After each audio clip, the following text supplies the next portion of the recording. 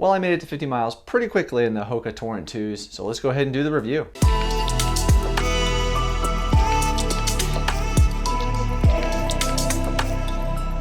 But firstly, let's go ahead and say that Hoka did send these to me to review. I didn't pay for them. Hoka's not gonna get to see this video. They're not telling me what to say. They're not paying me anything. It's just my own thoughts. So let's get to it. Well, as you can see here on the table, I've got a pair of Hoka Torrent 1s, the originals right here, for comparison's sake. Well, the Hoka Torrent 2 is a nimble trail racer. The lightweight performance is made possible by a ProFly midsole, which provides a forgiving landscape and responsive toe off. Designed with an engineered mesh upper, the Torrent 2 sports realigned multi-directional lugs for improved traction. This trail racer tackles a variety of terrain with a really sticky rubber outsole. So the Hoka Torrent 2 is a neutral trail running shoe. The men's come in a 23 millimeter stack height in the rear with an 18 in the front for a 5 millimeter offset. And the women's come in a 21 millimeter in the rear with 16 in the front for that same 5 millimeter offset, just a little bit lower. And for the weight of the Hoka Torrent 2, the men's size 11 comes in at 298 grams. I did weigh this back when it was clean, so now it does have a little over 50 miles of use. It's got some dirt, you know, it's been used. I would caution you, if you ever see a full shoe review from anyone out there that the shoe is brand new and doesn't look like it's been used, maybe they're not using it on the trail. So I don't know. I use my shoes. By the way, if you're finding this helpful and you wouldn't mind giving the video a like, hit that thumbs up button. It really does help out a lot. Maybe you just think this is weird or I'm crazy looking. I don't know. Give it a thumbs up. That'd be cool. For comparison's sake, let's go ahead and take a look at the Hoka Torrent 2 versus the Hoka Torrent 1. These here have about 415 miles on them, whereas these have right at 50. So obviously there's going to be a little bit of differences there, but for curiosity's sake, let's see. This is also a men's size 11. Comes in at 297 grams. The Torrent 2 comes in at, right now, 303 grams. So it picked up a little bit of weight. And I can guess where that's coming from in the build of the shoe too, so we'll get to that in just a minute. I always like to kind of talk about looks because we like to, you know, we want our shoes to look good. Obviously that's subjective, but they do have quite a few colorways available for the Torrent 2, and I kind of like this one here. I think it's a good looking shoe. I think it's, yeah, it's stylish. And now let's go ahead and move on to the upper of the Hoka One One Torrent 2. As you can see, it is an engineered mesh upper with recycled polyester fibers. If we take a look at the Torrent 1 and the Torrent 2, kind of just put them side by side, and take a look there, you can see and you can feel in the wear of the shoe as well, like when it's on your foot, that the upper of the Torrent 2 feels a little thicker, probably more durable. It's probably going to last a little bit longer. One of the downsides of that though is it doesn't breathe quite as well as the Torrent 1s. The Torrent 1s were, I loved those. They just breathed so well. Your foot didn't really get that hot in them, and it was comfortable. These are comfortable, but your feet will definitely get hotter in these than they did in the original Torrent. And like I said, as far as the upper on the Torrent 2 is probably going to be a little more durable. On the Torrent 1s, I mean, you can see I've got some holes in them here from where sticks have poked through, you know, a little bit, but it's still not all the way through. It's just the outer layer. So for 415 miles, these guys did pretty darn good. The Torrent 2 does have these reinforced overlays around the outside of the upper as well, which help keep out trail debris right here.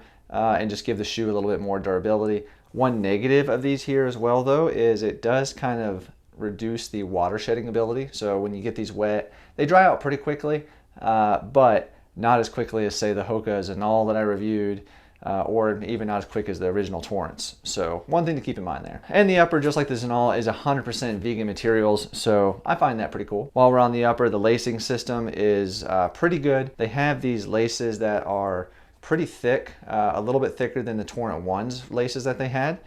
They tie pretty well.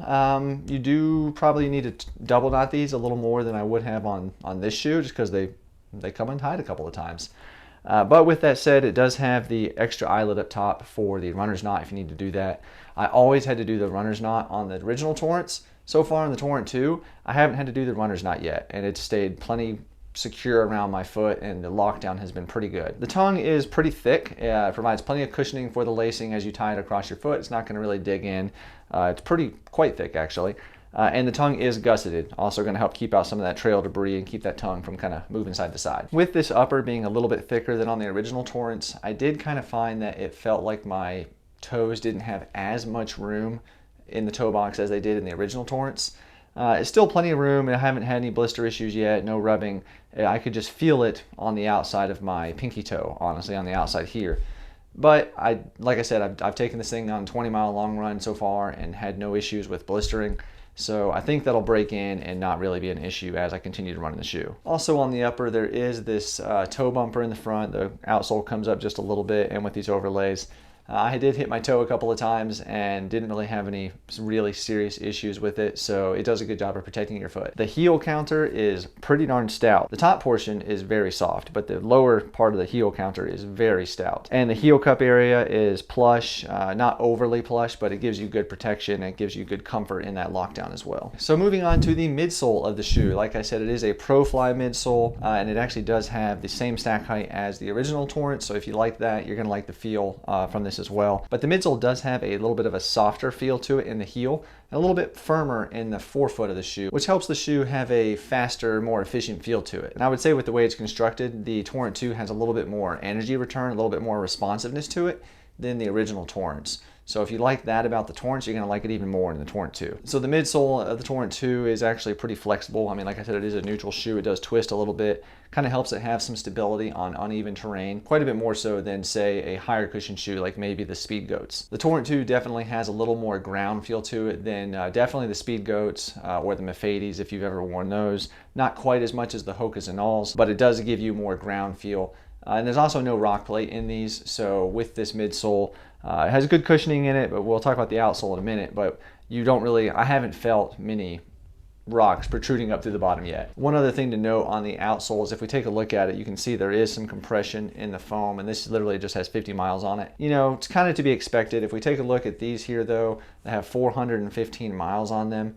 I would say the compression to the midsole looks to be definitely a little worse than this one, but not bad for 415 miles. So hopefully these Torrent 2s will be just as durable. Okay, now let's talk about the outsole of the Hoka Torrent 2. As you can see, it is a multi-directional lug pattern. It's pretty aggressive. I had no issues with traction with these shoes yet. It is slightly redesigned from the original Torrents, but I haven't noticed any real difference as far as on the trail actually using the shoe. On rocks, plenty of traction. On steep terrain, mud, they've been fantastic. If we take a look at the outsoles of both of these shoes side by side, we can see that there is a slight difference to the way that they're shaped and the angle of them. Most notably in the heel is quite a bit different. But like I said, so far I haven't noticed any traction issues. If you're looking for a fast shoe that can handle just about any type of terrain, inclement weather, you know, snow, I've used these in, well, not these, I've used these in snow, I had no issues, but snow, mud, water, wet, dry trails, the Hoka Torrent 2 outsole is going to be really good for you, provide plenty of traction. If it's going to be really muddy and just nasty trails, then you're probably going to want something a little more aggressive, maybe like that Speed Goat side. Okay, so we've talked about the looks, the upper, the midsole, and now the outsole. Let's go ahead and just talk about the overall shoe. I think the Hoka Torrent 2 is a great shoe. I think that if you are somebody that likes to log lots of miles in your daily training, you know, you go out for 15, 20, 25 mile runs, this shoe is going to be fantastic for that.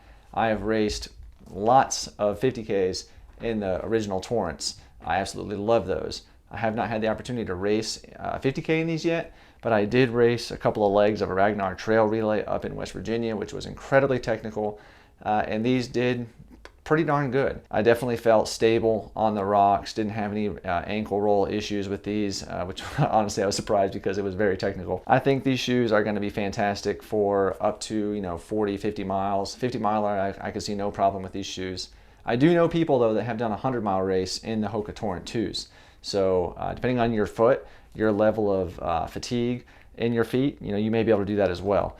I might not do that personally, but I haven't tried it, so I can't say. Okay, well right now you can purchase the Hoka One One Torrent 2s for 120 bucks. At that price point, I mean, it's a steal of a shoe. It's fantastic. I definitely will be using these a lot going forward for daily training miles. Maybe even racing in the future, possibly, but definitely long runs on the trail, short runs, tempo days on trail, you know, if you're doing some fartlicks or maybe you want to go do an FKT.